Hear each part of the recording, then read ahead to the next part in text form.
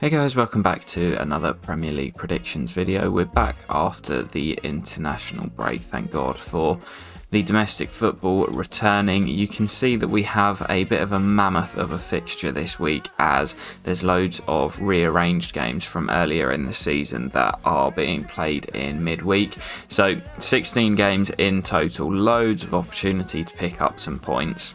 As there is so many games, we're just going to rattle through them pretty quickly and I'll pick out a few that I think are the particularly interesting ones in the fixture. So first off, straight away, you've got Man City against Liverpool. Huge game. Pressure on City to try and catch Arsenal. Liverpool kind of hit and miss this season. They've gone through good patches and then they've lost their next game, like when they beat United 7-0 and lost to Bournemouth the next game. I have gone for City to win just because at the Etihad especially, they've been free scoring. I think they've averaged like over 3 goals a game at home.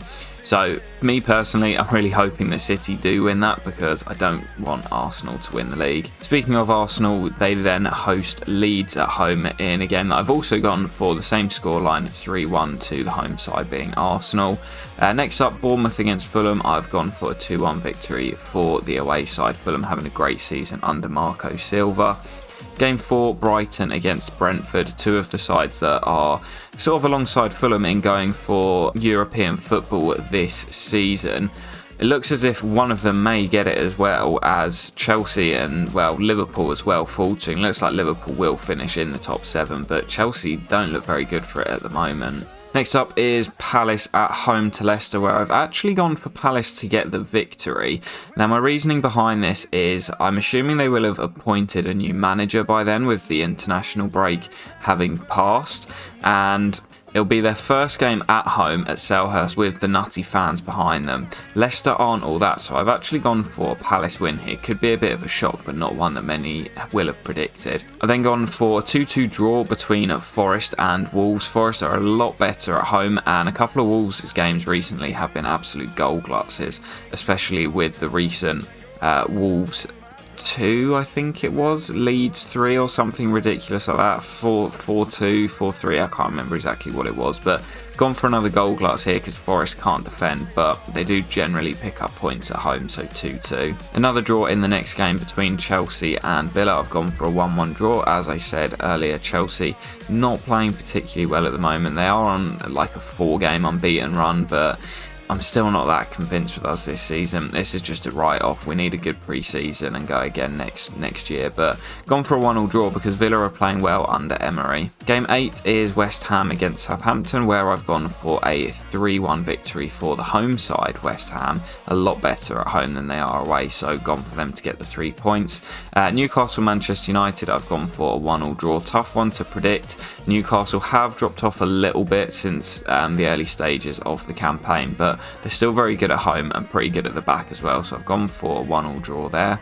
And then the final game of the actual Game Week 29 fixture is Everton hosting Spurs at Goodison Park, and surprisingly I've gone for an Everton 1-0 win. They're coming on off the back of, before the international break, a 2-2 draw away at Stamford Bridge, which was a brilliant result for them.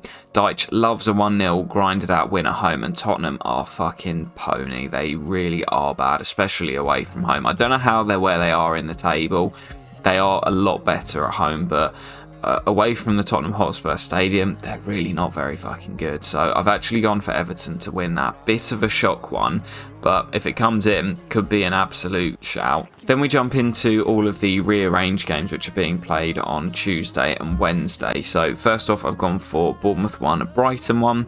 I've then gone for Leeds to actually beat Nottingham Forest. Forest are so bad away from home, so I've gone for a 2-0 Leeds victory.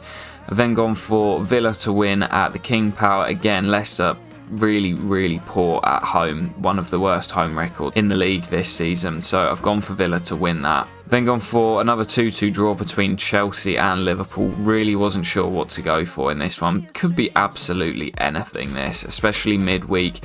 You'd expect a few changes, tired legs and everything. So could be a goal glutz, could be a 0-0. I'm honestly not sure. We've then gone for Manchester United to beat Brentford at home by 2-0, and West Ham won at Newcastle 1 to round out those rearranged midweek games. You can see that our joker game, I've actually gone for Arsenal to beat Leeds. I really wasn't sure what to go for despite there being so many games in this fixture. And that's one, I think Arsenal will win that. Even if I don't get the correct score, you'd expect them to win at home against Leeds, who are pretty poor away from home. So there are all the fixtures, quite a lot to have gone through. So what we'll do is we'll head over to the league website, have a quick look at the table and see if we've made any ground on those above us. Alright then, here we go. You can see we're still languishing down in 17th place, up to 190 points now. So we are slowly getting there, but yeah, we've not really got anything to play for, so it's rather frustrating. But still hoping that, you know, if we get a couple of 6-pointers before the end of the season, we can still start moving up the league.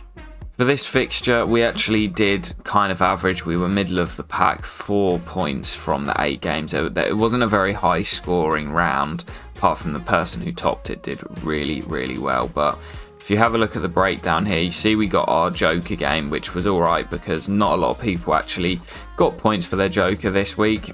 We're also very close to a correct score for Southampton-Brentford. Brentford literally scored their second goal in like the 97th minute or something, which was really annoying.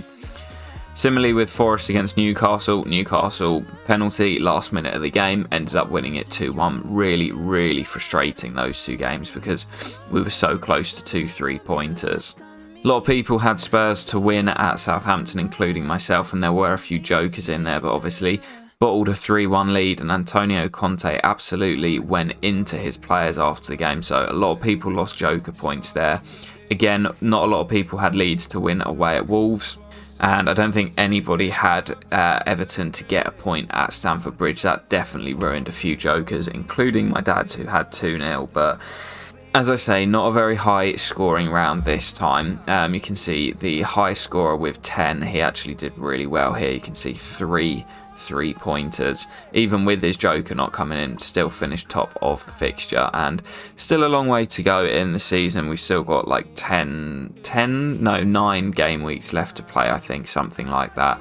And as I said in the last few episodes, hoping to try and sneak into the top 10, but we've got a lot of players to get through before we get there. So I hope you have enjoyed, guys. Let me know what you would have predicted for the upcoming games, and I'll catch you for the next one very soon. Peace.